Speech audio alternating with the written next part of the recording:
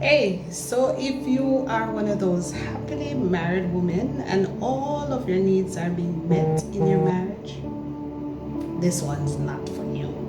But for those ladies who continue to struggle with loneliness despite your being married, then stay tuned. If not, then just share it with somebody that you know that may benefit from today's discussion. Now, a number of years ago, like I love to do events. And long before I was in the coaching space, I would be doing my events. And there was this particular event. It was probably about the second or maybe the third year of marriage, yes, because the two older girls were already in place. So it would have been probably about 3 years into the marriage. And this event was inspired by the fact that my husband was such a good father. He was so very helpful with the girls. He would be there and just help me to cater to all of their needs and all of that. So I decided, why not just do something awesome, celebrating him and all of the other awesome men, those dads in my life. So here it was, and leading up, everything was fine, perfectly orchestrated, everything in place. We had over 100 and odd persons there, many families represented. Now it is the morning of the event. Picture this: morning of the event, up and ready, getting everything ready to go. We're going to Hope Gardens because that space will be able to host all of these persons and at a minimal cost. Getting everything together. No, my husband was, I thought would be on board and excited and, in all and all in. Lo and behold, tornado, Hurricane Beryl, Gilbert, Ivan, name all of it. It exploded on me and everything went awry. Now, if you know me, nothing spoils any of my events. So whether my husband is there or not, it is a Father's Day picnic and many families are there. I ordered the food, everything, the event is set up, everything is in place. Event a keep, if you know me well. So everything as planned, huffing and puffing, I went ahead, leaving the team behind, just to go ahead to ensure that every little I was dotted and the T's were crossed. Now, as I got there and, began to just walk through the place, talking to the Lord about how I was feeling and, just prepping myself for the event, lo and behold, this man came. I can remember his face and name up to this day. We remain brethren. When I get there, all the time, he will just be there on spot. And so he came and it started drizzling. So remember, it's an open space. I need to move. And he started to help me with everything. And he was saying, but you have ring on your finger, man. And I said, yeah, me have ring on my finger. So you're married, man? And I said, yeah, man, me married. And he said, oh my God. You know, say God send me come.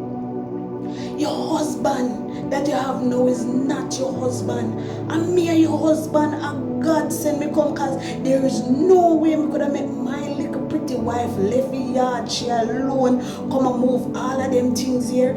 And the man just a carry on, and it just a carry on, and it just a carry on. And he was saying all of the right things, perfectly in tune, just what I needed, just what I wanted to hear. My little flesh already out of place. No, mind you, when we talk about flesh, we're not just talking about sex.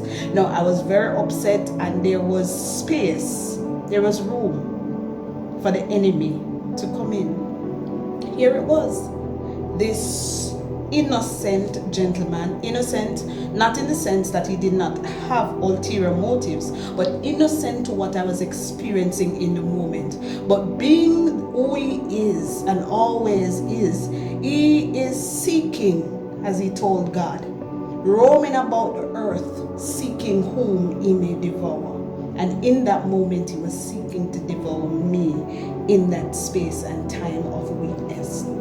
I know for many women who are in difficult relationships, moments like these will come. And when we talk about difficult relationships, we're not just talking about infidelity, we're not just talking about abuse, there's so many things that makes a marriage challenging. But I want you to remember today as you listen to my very funny story. Your husband will never ever be able to fulfill all of your needs. That's one. Bear it in mind. There's no one person that can fulfill all of your needs. Hold that in the back of your head, because moments of temptations will come. Moments of challenge, moments when the enemy will see that there is a traumatized space in you and you want to take advantage of that. Jesus was hungry when he said to Jesus, take stone and turn to bread. He knew that Jesus had the capacity to do that very thing, and the thing that he will come at you with is something that you are in a position to do and you will feel justified doing it. So hold it in the back of your head. The husband will never be able to fulfill your needs. So there will always be other males that can do a very good job, but you have to bear number 2 in mind. You're first committed to God and your relationship with him and pleasing him and recognizing that your life was intended to give him all the glory. And so the word exhorts us not to let your good be evil spoken of. So no flirting is allowed, no sexting is allowed, no inappropriate conversations are allowed as you are going through that very challenging moment. So that's one. And number 2. Number 3, ensure that you have a solid support system. Yes, surround yourselves with persons who celebrate marriage, who understand that there will be moments of weakness, there will be challenges on the journey. Not those persons that will say, yes, that's run with the dirty boy. No, it's very, very tempting. But surround yourself with those persons who understand that this is a journey. Yes, it is a journey. And trust me, you're able to complete it. Not in your own might, your power or strength, but he who started that good work in you will see it to the day of completion. So 1, remember that your husband will never be able to satisfy all of your needs. Number 2, ensure that you're solidly seated in the place that you're supposed to be. Yeah, don't get distracted.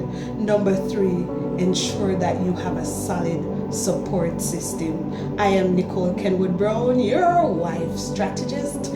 I walk alongside women who are going through difficulties in their marriages to ensure that they prioritize themselves.